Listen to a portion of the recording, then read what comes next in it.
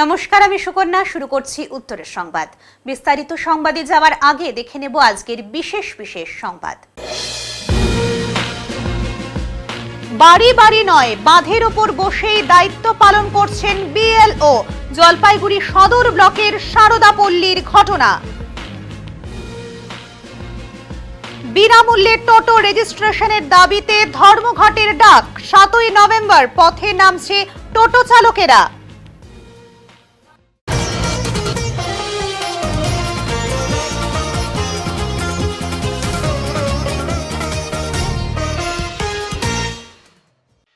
প্রধাননগর ও চাঁদমণিতে ফের অভিযান।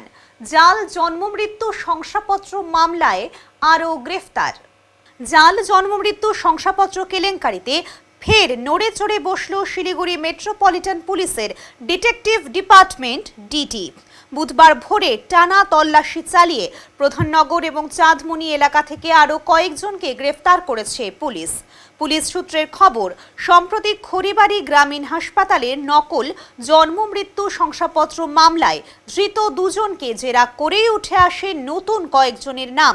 সেই সূত্র ধরেই ডিডির বিশেষ দল বুধবার সকালে অভিযান চালায়। চাঁদমণি থেকে প্রথমে ধরা পড়ে রাধেশ্যাম প্রসাদ ও দীপক কুমার শাহ। তারা দুজন একটি স্কুটিতে চাঁদমণি মন্দির সংলগ্ন এলাকায় ঘোরাফেরা করছিল বলে জানা যায়। তল্লাশিতে তাদের কাছ থেকে 5টি জাল জন্ম শংসাপত্র ও মোবাইল ফোনে একটি ভুয়ো নথির ছবি উদ্ধার হয়েছে। তাদের জিজ্ঞাসাবাদে উঠে আসে আরও 3 জনের নাম: মহেশ শাহ, সুজিত রংদার এবং রাজীব ছেত্রী। এরপর পুলিশ প্রধাননগর এলাকা ঘিরে ফেলে এবং সেখান থেকে তাদেরও গ্রেপ্তার করে। তল্লাশিতে উদ্ধার হয় 6টি নকল জন্ম শংসাপত্র সহ আরও একাধিক নথি। ডিটেকটিভ ডিপার্টমেন্টের এক আধিকারিক জানান, প্রধাননগর ও চাঁদমণি ভিত্তিক এই চক্রটি মূলত সরকারি নথি জাল করে রাজ্যের বিভিন্ন জায়গায় বিক্রি করত। মোটা অঙ্কের বিনিময়ে যে কেউ জন্ম বা মৃত্যু শংসাপত্র পেত। পুলিশের অনুমান, এদের মূল যোগসূত্র রয়েছে আগেই ধৃত বাগডোগরার লালন কুমার ওঝার সঙ্গে। তিনি নাকি চক্রটির মাথা এবং বাকি সদস্যরা তার অধীনে কাজ করত। গোটা নেটওয়ার্কটি ভাঙার লক্ষ্যে এখন একাধিক জায়গায় অভিযান চলছে। পুলিশ জানিয়েছে, ধৃতদের বিরুদ্ধে ভুয়ো নথি তৈরি, সরকারি প্রতারণা এবং অপরাধমূলক ষড়যন্ত্রের ধারায় মামলা রুজু হয়েছে। বৃহস্পতিবার তাদের শিলিগুড়ি আদালতে তোলা হবে। এসআইআর-এর কাজ দ্রুত গতিতে জলপাইগুড়ি পৌরসভার বিভিন্ন ওয়ার্ডে চলছে। জলপাইগুড়ি শহরের বিভিন্ন জায়গায় বাড়ি বাড়ি গিয়ে এসআইআর-এর ফর্ম বিলি করছেন বিএলওরা। আজ জলপাইগুড়ি শহরের একাধিক জায়গায় শান্তিপূর্ণভাবেই ও সাধারণ মানুষের সহযোগিতায় এই কাজ চলছে। সাহায্য করছেন তৃণমূল এবং বিজেপির BLA-2রা। রাজ্য জুড়ে শুরু হলো এসআইআর-এর কাজ। ইলেকশন কমিশনের পক্ষ থেকে বাড়ি বাড়ি গিয়ে বিএলওরা বাড়িতে বাড়িতে নথি দিয়ে আসছেন। জলপাইগুড়ি শহরেও শুরু হলো এসআইআর-এর কাজ। যে সমস্ত জায়গায় বাড়িতে গিয়ে ফর্ম দিয়ে আসছে, সেখানে আপাতত সকলেরই 2002 সনে ভোটার লিস্টের নাম রয়েছে বলে বিএলও 8 নম্বর ওয়ার্ডে জানিয়েছেন। বিএলও পক্ষ থেকে সাধারণ মানুষদের আশ্বস্ত করা হচ্ছে, তাদের কোনো রকম চিন্তার কারণ নেই। পাশাপাশি ফর্ম ফিলআপের সময় কোনো রকম ভুল করা যাবে না। আমার নাম অর্ণব রায়, আমি 110 নম্বর পার্টের বিএলও। ফর্মের মধ্যে যদি কখনো ভুল হয়, কোনো হোয়াইটনার মারা যাবে না, শুধুমাত্র একটা পেন থ্রু করে তার উপরে লিখে দিতে হবে। মানে কোনো রকম অপরিষ্কার করে কাটাকাটি করা যাবে না ফর্মটার মধ্যে, শুধুমাত্র একটা পেন থ্রু করে তার উপরে কারেকশন যেটা করতে হবে সেটা লিখে দিতে হবে। কয়টা করে ফর্ম দিচ্ছেন? আমরা 2টো করে ফর্ম দিচ্ছি। কিভাবে প্রথমে কি থাকবে বা কিভাবে ফিল আপ করবে সেই ফর্ম ফিল আপ করার জন্য সেক্ষেত্রে লিখে দেওয়া আছে যে তাদের নির্বাচকের যে নাম, তার পার্ট নাম্বার, সিরিয়াল নাম্বার এবং তার এপিক নাম্বার, জন্ম তারিখ, এগুলো সমস্ত বিবরণ সেই ফর্মের মধ্যে দিতে হবে এবং তার 2002-এ যে নাম ছিল, লাস্ট এসআইআর-এ যে নাম ছিল যেখানে, তার এপিক নাম্বার এবং তার সিরিয়াল নাম্বার, পার্ট নাম্বার দিতে হবে। আর ছেলেদের যদি কেউ সংযোগ করতে চায়, তাহলে ছেলে বা মেয়ে যদি কেউ থাকে, তাহলে তার পিতা বা মাতার যে নাম আছে লাস্ট এসআইআর-এর ক্ষেত্রে, সেই এসআইআর-এর নাম তাকে দিতে হবে। আপনার নাম আর পরিচয়? আমার নাম অর্ণব রায়, পার্ট নাম্বার 110, 17 SC জলপাইগুড়ি। প্রচণ্ড রকম সহায়তাই পেলাম। সব কিছু ওনারা সঠিকভাবেই বুঝিয়ে দিয়েছেন, কিভাবে ফর্ম ফিল আপ করতে হবে, কবে জমা দিতে হবে, কী করতে হবে, সব সঠিকভাবেই বুঝিয়ে দিয়েছে। সমস্যা হলো কোনো রকম সমস্যার সম্মুখীন হইনি, মানে সুষ্ঠুভাবে একদম 100% সুষ্ঠুভাবেই হয়েছে। কোন এলাকা, আপনার নাম কি? আমার নাম অমিতাভ ঘোষ, এটা নিবেদিতা সরণি, নয়াবস্তি, জলপাইগুড়ি। আপনার নাম আর আপনি? আমার নাম অলিভ দে, আমি নিবেদিতা সরণি 110 নম্বর পার্টের বিএলএ 2 তৃণমূল কংগ্রেসের তরফ থেকে। কি করছেন আপনারা? আমরা বিএলওর সাথে সহযোগিতা করছি, ঘুরছি, এবং মেনলি আমাদের কাজ হচ্ছে আমরা দেখে নিচ্ছি যে উনি যে ফর্মটা দিচ্ছে তার মধ্যে স্ক্যান করে আমার ফর্মটা অথেন্টিকেশন আছে কি। কি এখন সমস্যা বা কিছু? সমস্যা এখনও কিছু দেখা যায়নি। 110 নম্বর পার্টে উনি ভালো কাজ করছেন, বিএলওর তরফ থেকে আমরা ভালো সাড়া পাচ্ছি এবং লোকজন আমাদের সাথে সহযোগিতা করছে। বললাম যে আপনারা আজকে যাচ্ছেন, কার তরফে যাচ্ছেন, বিভিন্ন জায়গায় করতেছেন? আমি হচ্ছে বিজেপি পার্টির থেকে বিএলএ 2 110 নম্বর পার্টে। কি করছেন আপনারা, কেন এই বিএলওদের সঙ্গে? আমরা ওনাদের সহায়তা করছি, আর এটাও মানে দেখছি যে ওনারা কাজ ঠিকঠাক করছেন কিনা, যেমন গাইডলাইন আছে। এমন কোনো সমস্যা এসেছে 2002 সালের পরে ভোট দেওয়া বা ইত্যাদি? না, এখন অবধি সেরকম করে আসেনি, কিন্তু মানুষের মনে কৌতূহল আছে কীভাবে ফর্মটা ফিল আপ করবে, কীভাবে করতে হবে, কী কোয়ারিজ আছে, এরকম আছে। তো উনি ওটা বুঝিয়ে দিচ্ছেন যে বিএলও আছেন 110 নম্বর পার্টে। আপনার নাম আর পরিচয়? আমি অনিন্দ সরকার, বর্তমানে 110 পার্টে বিএলএ 2। বাড়ি বাড়ি নয়, বাঁধের ওপর বসেই দায়িত্ব পালন করছেন বিএলও। জলপাইগুড়ি সদর ব্লকের সারদাপল্লীর ঘটনা। নির্বাচন কমিশনের নির্দেশ অনুযায়ী প্রতিটি বাড়িতে গিয়ে ভোটার তালিকা সংশোধনের ফর্ম বিলি ও সংগ্রহের কথা থাকলেও বুধবার জলপাইগুড়ি সদর ব্লকের খড়িয়া গ্রাম পঞ্চায়েতের অন্তর্গত সারদাপল্লীতে দেখা গেল ভিন্ন এক চিত্র। বাঁধের ওপর একটি টেবিল সাজিয়ে সেখানে বসেই দায়িত্ব পালন করতে দেখা গেল এক মহিলা বিএলওকে। নাম কৃষ্ণা রায় কুণ্ডু। তাকে প্রশ্ন করা হলে তিনি জানান, ফর্ম ভর্তি ব্যাগটি খুবই ভারী, একা হাতে নিয়ে ঘুরে বেড়ানো আমার পক্ষে সম্ভব নয়, তাই এক জায়গায় বসেই কাজ করছি। মানুষ নিজেরাই এসে ফর্ম নিচ্ছেন, এতে কোনো অসুবিধে হচ্ছে না। তবে তার সঙ্গে কোনো বিএলএ বুথ লেভেল অ্যাসিস্ট্যান্ট উপস্থিত ছিলেন না। কৃষ্ণা দেবী দাবি করেন, এভাবে কাজ করলেও সমস্যা নেই বলে তিনি জেনেছেন। অন্যদিকে এলাকার একাংশ বাসিন্দা ক্ষোভ প্রকাশ করেছেন। তাদের অভিযোগ, নির্বাচন কমিশনের নির্দেশ অনুযায়ী প্রতিটি বাড়িতে গিয়ে ফর্ম বিলি ও ফিল আপ করার কথা, কিন্তু আজ দেখা গেল বিএলও এক জায়গায় বসেই ফর্ম বিলি করছেন।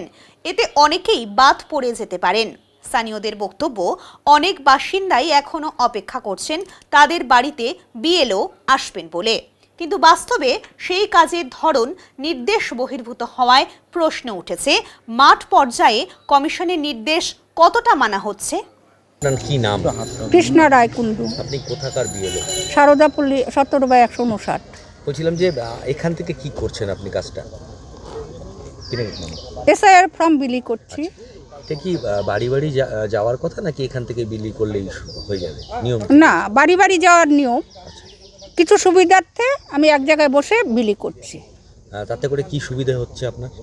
এই সুবিধাটা কি হচ্ছে, মানে ওঠা নামায় মানে ব্যাগের যে এসআইআর যে সেটা একার পক্ষে টেনে নিয়ে যাওয়া সম্ভব হচ্ছে না। সেই সহযোগিতার জন্য আমি এইখানে বসে করতেছি এবং জনগণও সেটা পূর্ণ সহযোগিতা করতেছে। আর কোনো বিএলএ কি আপনার সাথে আজকে ছিল? না, আমার সাথে কোনো বিএলএ কোনো কেউ এসে যোগাযোগ করেনি। কেউ যোগাযোগ করেনি? আপনি একজন করেছিল, এসে তাকে জিজ্ঞেস করলাম, দাদা এভাবে কাজ করতেছে, অসুবিধা আছে? হ্যাঁ, বললো না কোনো অসুবিধা নেই, আপনি এভাবে করুন। স্থানীয়দের রেসপন্স কেমন? স্থানীয়রা তো ভালো রেসপন্স দিচ্ছে। যদি এভাবে চলতে থাকে তাহলে কোনো সমস্যা নেই? আমি তো কারো সমস্যা পাচ্ছি না।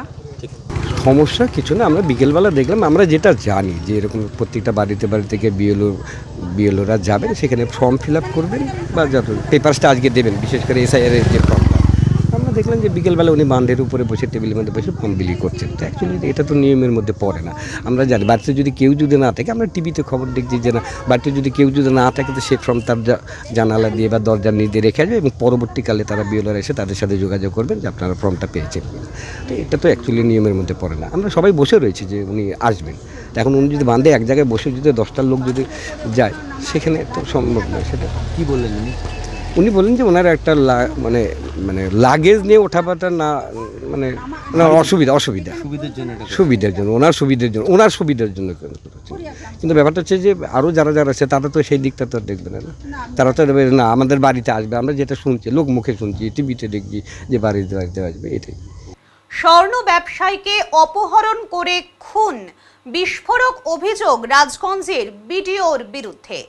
দিন 8 আগে নিউটাউনের যাত্রাগাছিতে এক স্বর্ণ ব্যবসায়ীর দেহ উদ্ধার হয়েছিল। ওই স্বর্ণ ব্যবসায়ীকে অপহরণ করে খুনের অভিযোগে এবার নাম জড়ালো জলপাইগুড়ির রাজগঞ্জের বিডিওর।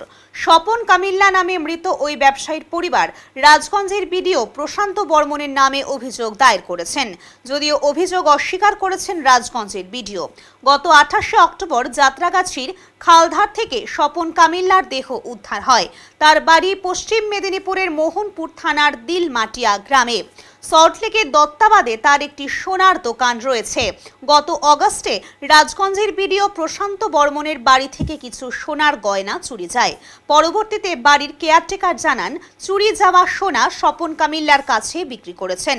সেই মতো রাজগঞ্জের বিডিও প্রশান্ত বর্মন পশ্চিম মেদিনীপুরে স্বপন কামিল্লার বাড়ি যান। স্বপন বাড়িতে সে সময় ছিলেন না। অভিযোগ তাকে শেষ করে দেওয়ার হুমকি দেন বিডিও। এমনই একটি ভিডিও মোহনপুর থানার হাতে তুলে দিয়েছে স্বপনের পরিবার। পরে স্বপন কামিল্লার সঙ্গে যোগাযোগ করেছিলেন রাজগঞ্জের বিডিও। সেই সময় সোনার গয়না ফেরত দেওয়ার প্রতিশ্রুতি দিয়েছিলেন ওই স্বর্ণ ব্যবসায়ী। সেই মতো গত 27 অক্টোবর দত্তাবাদে স্বপন কামিল্লার সোনার দোকানে এসে উপস্থিত হন প্রশান্ত বর্মন। তার সঙ্গে আরও জনা 5 লোক ছিলেন। অভিযোগ স্বপন ও তার বাড়ির মালিককে গাড়িতে তোলা হয়েছিল এবং নিউটাউনের দিকে নিয়ে যাওয়া হয় তাদের। কিছু দূর যাওয়ার পরই বাড়িওয়ালাকে নামিয়ে দেওয়া হয়। স্বপনকে কোথায় নিয়ে যাওয়া হয়েছে তা বলতে পারেনি বাড়িওয়ালা। এর পরদিন যাত্রাগাছিতে খালধারে রক্তাক্ত দেহ উদ্ধার হয় স্বপনের। মৃতদেহ পাঠানো হয় আরজিকর হাসপাতালে। দেহে একাধিক আঘাতের চিহ্ন রয়েছে বলে পুলিশ সূত্রে জানা যায়। গত 31 অক্টোবর বিধাননগর দক্ষিণ থানায় স্বপনের শ্যালক দেবাশিস কামিল্লা একটি লিখিত অভিযোগ দায়ের করেন। রাজগঞ্জের বিডিও প্রশান্ত বর্মনের বিরুদ্ধে অপহরণ করে খুন ও তথ্য লোপাট ধারায় মামলা রুজু করা হয়। ঘটনার তদন্তে নেমেছে দক্ষিণ বিধাননগর থানার পুলিশ। এলাকার সিসিটিভি ফুটেজ সংগ্রহ করেছে তারা। এখানে সকালবেলা আমাদের এখানে দোকান আছে, ব্যবসা আছে। সকালে এসে দেখছি ভিড়ভাড়টা 2-5 জন আছে এখানে দেখলাম। তারপরে যারা মর্নিং ওয়াক করে সকালবেলা রাস্তাঘাট দিয়ে চলাচলতি করে ওটা দেখতে পেলে একটা লাশ উপরে হয়ে পড়ে আছে। তারপরে কে পুলিশের খবর দিয়েছে আমরা ঠিক জানি না। তার পুলিশ আসলো যথারীতি 2 গাড়ি এসে মোটামুটি ওই ফটো তুলে আবার ওরা একটু লোককে জিজ্ঞাসাবাদ করলো, মানে তারপর করার পরে লাশটাকে নিয়ে চলে গেল। এই সামনে একদম 100 মিটারের মধ্যে স্কুলের সামনেই। এরকম কি বলবেন, কতটা আতঙ্কিত আপনারা? এমনি তো মানুষের একটা আতঙ্কিত হবে, মানে রাস্তার ধারেই কোনো জঙ্গলে সে জিনিসটা আলাদা। একদম রাস্তার সামনেই একটা বডি পড়ে আছে, তাও নাকি একটু মানুষ তো এই রাস্তায় সবসময় চলাচলতেই হয় হিসাব মতন, রানিং রাস্তা। ও কি দোকানের সিসিটিভি ক্যামেরাগুলো নিয়ে গেছে? হ্যাঁ হ্যাঁ হ্যাঁ, ও এমন লোক বলছে, আমি থানায় জানিয়েছি। কোথাকার ভিডিও জানেন? কোথাকার?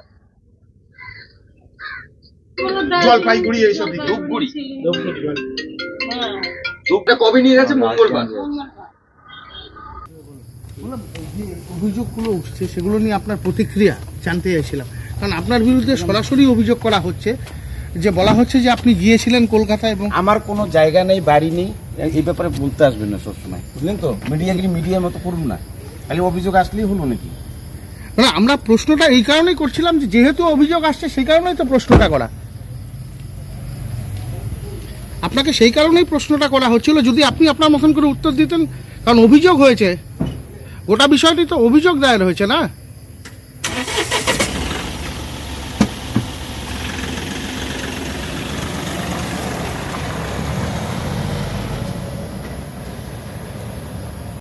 6 মাসের মধ্যে ভেঙে গিয়েছে নিম্নমানের পেভার ব্লকের নবনির্মিত রাস্তা। যাতায়াতের ক্ষেত্রেও চরম সমস্যায় পড়েছেন এলাকার বাসিন্দারা। এমনকি জরুরিকালীন অ্যাম্বুলেন্স পরিষেবা নিয়েও ভীষণ চিন্তায় রয়েছেন বাসিন্দারা। তাই অতি সত্বর রাস্তা মেরামতি না হলে বৃহত্তর আন্দোলনের হুমকি এলাকার নারী পুরুষ সকলের। আর এমনই ঘটনাটি ঘটেছে জলপাইগুড়ি সদর ব্লকের বোয়ালমারি নন্দনপুর অঞ্চলে সন্ন্যাসী পাড়াতে। উল্লেখ্য, উত্তরবঙ্গ উন্নয়ন পর্ষদের আওতায় নির্মিত হয়েছে বোয়ালমারি হসপিটাল ভায়া সন্ন্যাসী পাড়া টু তিস্তা বাঁধ পর্যন্ত পেভার ব্লকের রাস্তা। নির্মাণের 6 মাসের মধ্যেই রাস্তা সন্ন্যাসী পাড়ার ক্যানেল এলাকায় ভেঙে পড়ে। এখনও সেই রাস্তা মেরামত করা হয়নি, এমনটাই অভিযোগ স্থানীয় বাসিন্দাদের। স্থানীয় বাসিন্দা পরিমল বারুড়ি, যমুনা রায়, শোভা রায়, কৃত্তিবাস চক্রবর্তী, কালাচাঁদ মণ্ডলরা বলেন, নির্মাণের 6 মাসের মধ্যেই ভেঙে গিয়েছে এই রাস্তা। বর্তমানে এক চরম সমস্যার মধ্য দিয়ে আমরা জীবনের ঝুঁকি নিয়ে যাতায়াত করছি। তাই সংশ্লিষ্ট দপ্তরের কাছে রাস্তা মেরামতি করার আবেদন রাখছি। আর মেরামতি না হলে বৃহত্তর আন্দোলনের পথে নামতে বাধ্য হব আমরা। রাস্তা ভাঙিছে এবারে 2 বছরও হয় নাই। আচ্ছা, তা রাস্তাটা যদি ভালো না হয় তা আমরা মানে চলাফেরা করতে সমস্যা, চলাফেরা করতে অসুবিধা। আর বেড়া দিয়ে মেলেজ আসবে, সুবিধা অসুবিধা কেমন আসি, মানে অ্যাম্বুলেন্স আসতে পারবে না। না। আচ্ছা আচ্ছা, তো এই মুহূর্তে কি চাইছেন? রাস্তা তাড়াতাড়ি ঠিক করিস আছি আমার। আচ্ছা আচ্ছা, হ্যাঁ, না তো পদ অবরোধ করিম আমরা হইলা। মানে রাস্তা যদি ঠিক না হয় তাহলে পথ অবরোধ করবেন? হ্যাঁ। আচ্ছা আচ্ছা, বলছিলাম এই যে রাস্তাটা, এটা কিসের রাস্তা? এটা তো পেভার ব্লকের রাস্তা। এই রাস্তাটা কতদিন আগে নির্মাণ করা হয়েছে, মানে কতদিন আগে তৈরি করা হয়েছে? 2 বছর কি হয়েছে? হয় নাই তো। 2 বছর হয় নাই? না, হয় নাই। আর কবে ভাঙছে, কবে এটা? 6 মাস পরে ভাঙিছি। 6 মাস, 3 মাসে হয় নাই, তাতে ভাঙিছি। এখনো রিপেয়ারিং হচ্ছে না, তাই তো? না। এই ঠিকানা মানে খুব তাড়াতাড়ি রিপেয়ারিং হোক এটাই চাচ্ছেন, তাই তো? হ্যাঁ, তাড়াতাড়ি রিপেয়ারিং হোক, তা ওইটা চাচ্ছি আমরা। কেন গ্রামের তো সুবিধা অসুবিধা আছে। এমএলএ আসিবার না, আইসে না গাড়ি। আচ্ছা আচ্ছা, অ্যাম্বুলেন্সও আসে না? না। আচ্ছা আচ্ছা, মানে রাত বিরাত আপনাদের পরিষেবা নিতেও অসুবিধা বোধ করছেন, তাই তো? অসুবিধা হয়। অসুবিধা হয়। বাড়ি থেকে ছাগল তুলে নিয়ে গেল চিতাবাঘ, আতঙ্কে বাতাবাড়ি চা বাগান এলাকা। মাটিয়ালি ব্লকের বাতাবাড়ি চা বাগানের স্টাফ লাইন এলাকায় ফের চিতাবাঘের হানা। মঙ্গলবার গভীর রাতে বাড়ি থেকে একটি ছাগল তুলে নিয়ে যায় চিতাবাঘ। পরে চা বাগানের ভেতর থেকে ছাগলটির দেহ উদ্ধার হয়। ঘটনায় আতঙ্কে রয়েছে সমগ্র এলাকা। স্থানীয় সূত্রে জানা গিয়েছে, স্টাফ লাইনের বাসিন্দা শহীদ আলমের বাড়িতে মঙ্গলবার রাত প্রায় 3টে নাগাদ হঠাৎ শব্দ পান পরিবারের সদস্যরা। বাইরে বেরিয়ে এসে তারা দেখেন বাড়ির ছাগলটি নেই। কিছু দূরে চা বাগানের ভেতর গিয়ে দেখা যায় ছাগলটি মৃত অবস্থায় পড়ে রয়েছে। এলাকাবাসীদের অভিযোগ, একই রাতে একটি কুকুরকেও গুরুতরভাবে জখম করে চিতাবাঘটি। বাসিন্দাদের অনুমান, চিতাবাঘটি সম্ভবত চা বাগানের মধ্যেই আশ্রয় নিয়েছে। এলাকাবাসীদের দাবি, দ্রুত বন দপ্তরের পক্ষ থেকে খাঁচা বসিয়ে চিতাবাঘটিকে ধরার ব্যবস্থা করা হোক। এই ঘটনার পর স্থানীয়রা বন দপ্তরের সঙ্গে যোগাযোগ করেন। বন দপ্তরের কর্মকর্তারা আশ্বাস দিয়েছেন, দ্রুত এলাকায় প্রয়োজনীয় পদক্ষেপ নেওয়া হবে। উল্লেখ্য, এর আগেও বাতাবাড়ি চা বাগান এলাকা এবং আশেপাশে একাধিকবার চিতাবাঘ দেখা গিয়েছে। এমনকি আগেও কয়েকটি চিতাবাঘকে খাঁচাবন্দি করেছিল বন দপ্তর। ফলে ফের একই ধরনের ঘটনা ঘটায় আতঙ্ক আরও বেড়েছে এলাকায়। কালকে রাত্রে আমাদের বাড়িতে বাঘ আসছিল। বাঘ এসে বেড়া ভাঙিয়ে খোপড়া ঢুকে আমার ছাগল মারি দিচ্ছে। ছাগল মারে দিয়ে পুরো আতঙ্ক হয়ে গেছে সবাই। তখন পাশের বাড়িতে একটা কুকুর আহত করছে, পুরো আহত আছি আমরা, সবাই ভয়ে আসছি এখানে, মানে বাঘের ভয়ে। কোথাও কোন সময় বাঘ আসে কোনো ঠিক নেই। একটা অনুরোধ করতেছি ফরেস্ট ডিপার্টমেন্টের কাছে, একটা খাঁচার ব্যবস্থা যদি করে, তাহলে বাঘটা ধরা যদি ব্যবস্থা করে। হ্যাঁ, এখনই নিচ্ছি ছোট্ট একটা বিরতি, ফিরে আসছি বিরতির পর, সঙ্গে থাকুন। সব সময় সব দিকের সব খবর পেতে সাবস্ক্রাইব করুন, বেল আইকনটি প্রেস করে আপডেট থাকুন।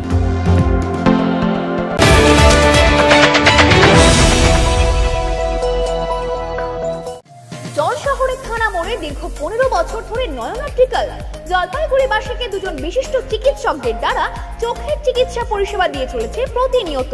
এখানে উন্নত মানের কম্পিউটার দ্বারা চক্ষু পরীক্ষা করে চোখের বিভিন্ন সমস্যা নির্ণয়, চোখের পাওয়ার মাপা, চোখের প্রেসার মাপা হয়।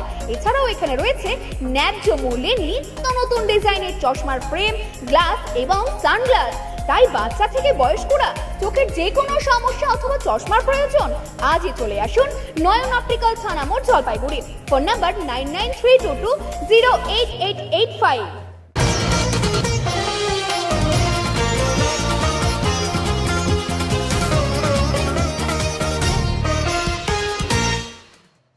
মাদক বিরোধী সচেতনতার দৃষ্টান্ত ড্রাগস ফ্রি জলপাইগুড়ি ফাউন্ডেশনের।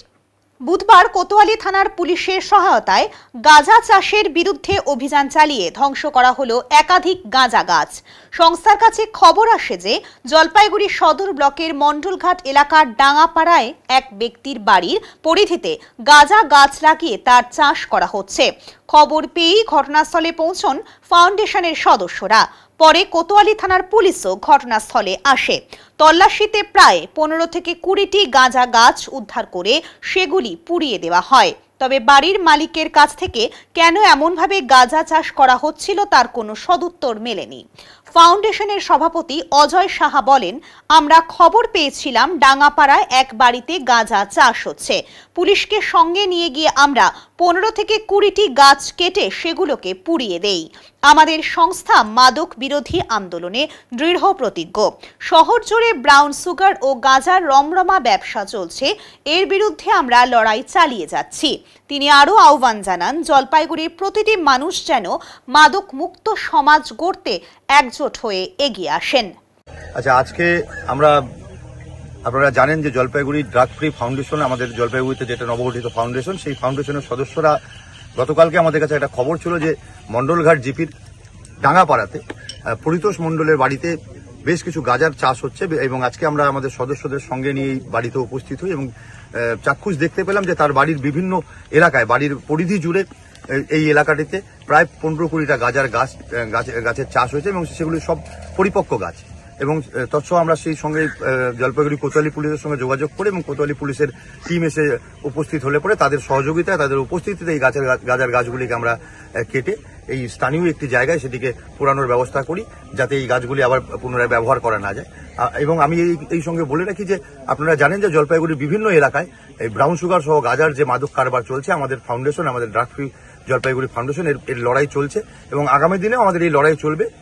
এবং আমাদের এই লড়াইয়ে বিভিন্ন এলাকার সদস্যরা আমাদের সঙ্গে যুক্ত হয়েছেন এবং তাদের মাধ্যমে আমাদের কাছে খবরাখবর আসছে এবং যেখানে যেভাবে খবর আসছে আমাদের সদস্যরা সেখানে উপস্থিত হয়ে তার প্রতিবাদ করছেন এবং এই ঘটনাও আজকে সেই ঘটনার সাক্ষী। সেই সঙ্গে আমরা আগামী দিনেও আমাদের লড়াই আন্দোলন চলবে এবং যাতে এলাকায় ব্রাউন সুগার সহ মাদকের কারবার রোধ করা যায় সেটা আমরা সবসময় চেষ্টা করব। নাবালিকার সাথে অভব্য আচরণে গ্রেপ্তার যুবক। রাজ্যে এমন অভব্য আচরণ এখন সোশ্যাল মিডিয়ায় নিত্যদিনের ঘটনা হয়ে দাঁড়িয়েছে। প্রশাসন এমন ঘটনার বিরুদ্ধে আইনতভাবে সোচ্চার হলেও ঘটনা ক্রমশই বেড়েই চলেছে। এবার এমন ঘটনার সাক্ষী হলো শহর শিলিগুড়িতে। মঙ্গলবার এমনই ঘটনার অপরাধে গ্রেপ্তার হলো এনজিপি থানার অন্তর্গত শান্তিপাড়ার 28 বছরের গোপীনাথ দাস। পুলিশ সূত্রে জানা গেছে, ওই পাড়ারই এক নাবালিকাকে একা পেয়ে মঙ্গলবার প্যান্টের চেইন খুলে অশ্লীল কাণ্ড ঘটায় ওই যুবক। পরবর্তীতে নাবালিকা ও তার পরিবার এনজিপি থানায় অভিযোগ দায়ের করতেই পুলিশ ওই অভিযুক্তকে মঙ্গলবার রাতেই গ্রেপ্তার করে। ধৃতকে বুধবার জলপাইগুড়ি আদালতে পাঠানো হয়।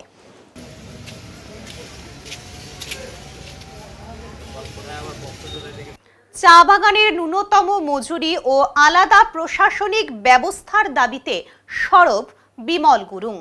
পাহাড় ডুয়ার্স ও তরাইয়ের চা শ্রমিকদের জন্য ন্যূনতম মজুরি নিশ্চিত করার দাবি নিয়ে কেন্দ্র ও রাজ্যের দুই শাসক দলের প্রতি সরব হলেন গোর্খা জনমুক্তি মোর্চার সুপ্রিমো বিমল গুরুং। বন্যা বিধ্বস্ত বামনডাঙ্গা ও টন্ডু চা বাগান পরিদর্শনে গিয়ে তিনি বলেন, এখনো পর্যন্ত চা শ্রমিকরা ন্যূনতম মজুরি পাচ্ছেন না বলেই দলে দলে শ্রমিক রুটি রুজির সন্ধানে অন্য রাজ্যে চলে যাচ্ছেন। যদি ন্যূনতম মজুরি কার্যকর হয় তাহলে দিনে অন্তত 400 টাকার বেশি আয় করা সম্ভব হবে। তাতে ঘরের লোক ঘরেই থাকবে। এদিন তিনি দাবি করেন, আসন্ন নির্বাচনে কেন্দ্র ও রাজ্যের উভয় শাসক দলই যেন তাদের ইস্তেহারে চা শ্রমিকদের ন্যূনতম মজুরির বিষয়টি অন্তর্ভুক্ত করে। শুধু শ্রমিকদের মজুরি নয়, ডুয়ার্স, তরাই ও পাহাড়ের জন্য আলাদা প্রশাসনিক ব্যবস্থার দাবিও জানান বিমল গুরুং। তার বক্তব্য, ডুয়ার্সের উন্নয়ন বঞ্চনার কারণেই আমি একসময় জিটিএ ছেড়েছিলাম। এখানকার জাতি, ধর্ম, বর্ণ নির্বিশেষে সব সম্প্রদায়ই দীর্ঘদিন ধরে বঞ্চিত। তাই রাজনীতি নয়, মানুষের সামগ্রিক উন্নতির জন্যই এক সূত্রে গাঁথা আলাদা ব্যবস্থার প্রয়োজন। মোর্চা সুপ্রিমো এদিন প্রথমে নাগরাকাটার টন্ডু চা বাগানে ত্রাণ সামগ্রী বিতরণ করেন, পরে যান বামনডাঙ্গায়। তিনি বলেন, মানুষের দুর্দিনে পাশে থাকার জন্যই এই সফর। পাহাড়েও বৃষ্টি ও ধসে ব্যাপক ক্ষয়ক্ষতি হয়েছে, সেখানেও তিনি বিভিন্ন এলাকায় গিয়েছেন। চা বাগানের আদিবাসী এবং গোর্খা সম্প্রদায়ের ঐক্যের কথা উল্লেখ করে গুরুং বলেন, এই দুই সম্প্রদায় ঐতিহ্যগতভাবে একে অপরের সঙ্গে যুক্ত। आज टोंडू में आया, क्या बात है? गए दिन जो 4 तारीख का जो भीषण यहाँ पर वर्षा का कारण बहुत यहाँ पर डुबाव हो गया था, ज़्यादा से ज़्यादा घर खत्म हो गया है। इसीलिए हमारा पहाड़ में भी बहुत ज़्यादा जान माल का नुकसान भी हुआ और घर बार सब खत्म हो गया। और ऊपर में भी हमने बहुत जगह में रिलीफ और संसद में विभिन्न जो सामग्री हमने वहाँ पर रिसीव किया।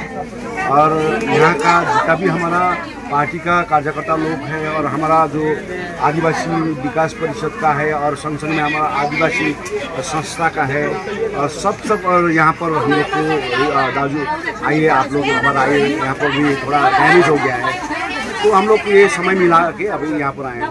तो आज यहाँ पर जितना भी ये अपर लाइन में जो डैमेज है वहाँ हम लोग यहाँ पर डिसीजन किया है और हम लोग अभी नीचे जाएंगे जब वहाँ पर अवलोकन करने के लिए, उसके बाद में फिर हम लोग नीचे भी हम लोग वहाँ पर रिलीफ डिस्ट्रीब्यूट। বিনামূল্যে টোটো রেজিস্ট্রেশনের দাবিতে ধর্মঘটের ডাক। 7ই নভেম্বর পথে নামছেন টোটো চালকেরা। বিনামূল্যে টোটো রেজিস্ট্রেশনের দাবিতে আন্দোলনের পথে নামছেন জলপাইগুড়ির টোটো চালকেরা। আগামী 7ই নভেম্বর জলপাইগুড়ি জুড়ে টোটো ধর্মঘটের ডাক দিয়েছে C2 পরিচালিত ই রিক্সা চালক ইউনিয়ন। ইউনিয়নের পক্ষ থেকে জানানো হয়েছে, দীর্ঘদিন ধরে টোটো রেজিস্ট্রেশনের প্রক্রিয়া জটিল এবং ব্যয়বহুল হওয়ায় বহু চালক তা করতে পারছেন না। সরকারের কাছে বারবার আবেদন সত্ত্বেও দাবি পূরণ না হওয়ায় এবার ধর্মঘটের পথ বেছে নেওয়া হয়েছে। ধর্মঘটের সমর্থনে ইতিমধ্যেই শহরে মাইকিং শুরু হয়েছে। চালকদের মধ্যে সচেতনতা বাড়ানোর উদ্যোগ নিয়েছে সংগঠন। ইউনিয়ন নেতৃত্বের দাবি, সরকারের উচিত টোটো চালকদের আর্থিক দুরবস্থা বিবেচনা করে বিনামূল্যে রেজিস্ট্রেশনের ব্যবস্থা করা। ধর্মঘটের দিনে জলপাইগুড়ি শহরে টোটো চলাচল সম্পূর্ণ বন্ধ থাকবে বলে জানিয়েছে সংগঠন। তাদের হুঁশিয়ারি, দাবি না মানা হলে ভবিষ্যতে আরও বৃহত্তর আন্দোলনের পথে নামবেন টোটো চালকেরা। আপনারা জানেন বিষয়টা যে টোটো চালকদের ওপর রাজ্যের পরিবহন দপ্তরের থেকে একটা কালা সার্কুলার যেটা জারি করা হয়েছে, যে সিদ্ধান্তগুলো এসছে সেটা হচ্ছে যে 2 বছরের জন্য টোটো চালকদের 2845 টাকা দিয়ে একটা রেজিস্ট্রেশন করতে হবে এবং 2 বছরের মধ্যেই ওই টোটোগুলোকে বদল করে নতুন ই রিক্সা কিনতে হবে। তো সারা রাজ্য জুড়ে এটার বিরুদ্ধে টোটো চালকরা তারা রাস্তায় নেমেছেন, লড়াই আন্দোলন তারা করছেন। ফলে আমাদের এখানেও আমরা সেই লড়াইটা করছি। লড়াইটা শুরু হয়েছে, টোটো চালকরা একত্রিত হয়ে এই লড়াই লড়ছে এবং আগামী শুক্রবার 7 তারিখ 7ই নভেম্বর সকাল 6টা থেকে বিকাল সন্ধ্যা 6টা পর্যন্ত এই যে রেজিস্ট্রেশন, সেই রেজিস্ট্রেশন বিনামূল্যে করার দাবিতে এবং এককালীন একটা অল্প পরিমাণ অর্থ যদি দিতে হয় সেটাও টোটো চালকরা দিতে রাজি। এককালীন একটা সর্বোচ্চ সেটা 300 টাকা বা 500 টাকা একটা দিয়ে সেটা রেজিস্ট্রেশন তারা করতে রাজি। আমরাও চাই রেজিস্ট্রেশন হোক এবং টোটো চালকদের সরকারি স্বীকৃতি হোক, টোটো চালকদের যে সামাজিক স্বীকৃতি সেটা হোক, কিন্তু এত টাকা দেওয়া টোটো চালকদের পক্ষে সম্ভব না। এটা হচ্ছে 1 নম্বর কথা। 2 নম্বর যেটা, সেটা হচ্ছে 2 বছরের মধ্যে যে ই রিক্সা কেনার যে সিদ্ধান্ত, টোটো যে রানিং টোটোগুলোকে বদল করে, এটাও হচ্ছে টোটো চালকরা বিরোধিতা করছেন। ফলে যে টোটোর ফিটনেস যা আছে, যে কন্ডিশন যা আছে, সেই অনুযায়ী তারা টোটো বদল করবেন। সেটা কোনো টোটো 3 বছর চলতে পারে, কোনো টোটো 5 বছর চলতে পারে, তার নিজের মতো করে সে বদল করে নেবেন। এই যে 2 বছরের মধ্যেই পরিবর্তন করতে হবে, এই যে সিদ্ধান্ত, এটা আমরা বাতিল করার দাবি হচ্ছে টোটো চালকরা জানিয়েছেন। সেই দাবিতে হচ্ছে লড়াইটা হচ্ছে।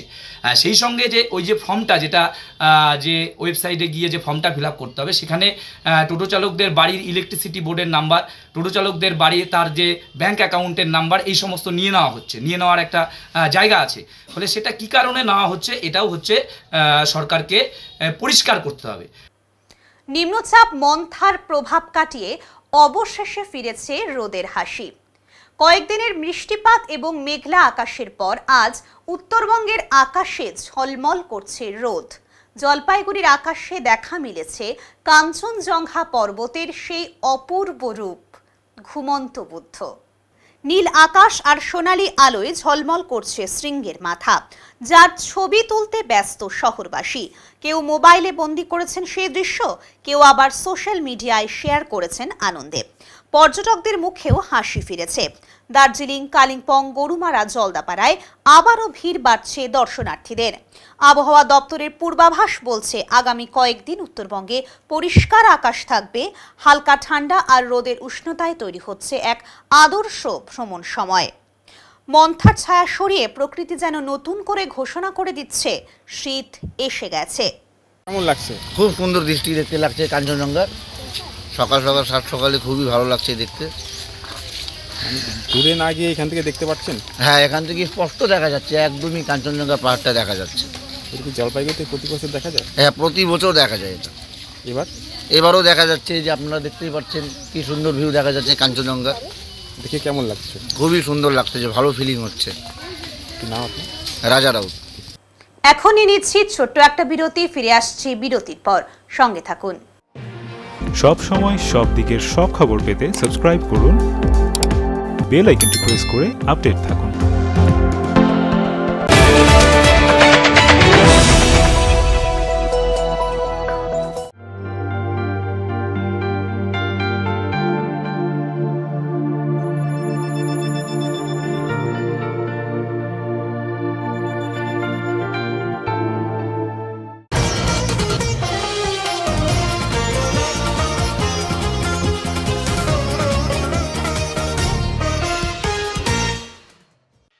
গতকাল থেকে রাজ্য জুড়ে শুরু হয়েছিল এসআইআর এর কাজ।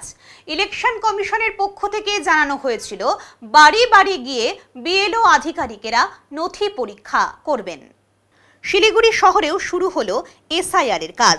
শিলিগুড়ি 17 নম্বর ওয়ার্ডের বিভিন্ন বাড়ি বাড়ি ঘুরে নথি সংগ্রহ শুরু করলো ইলেকশন কমিশনের আধিকারিকেরা।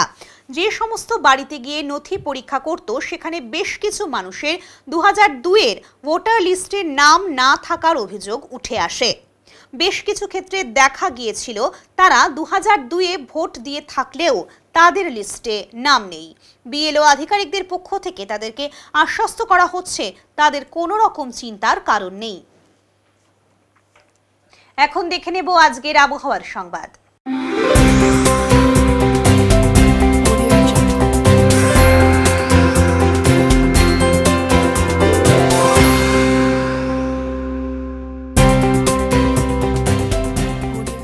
কেন্দ্রীয় আবহাওয়া দপ্তরের জলপাইগুড়ি কেন্দ্র থেকে পাওয়া তথ্য অনুযায়ী বুধবার দিনের সর্বোচ্চ তাপমাত্রা ছিল 34.9 ডিগ্রি সেলসিয়াস ও সর্বনিম্ন তাপমাত্রা ছিল 19.5 ডিগ্রি সেলসিয়াস। গত 24 ঘন্টায় কোনো বৃষ্টিপাত হয়নি। শেষ করবার আগে আজকের বিশেষ বিশেষ সংবাদ আরও একবার। বাড়ি বাড়ি নয়, বাঁধের ওপর বসেই দায়িত্ব পালন করছেন বিএলও। জলপাইগুড়ি সদর ব্লকের সারদাপল্লীর ঘটনা।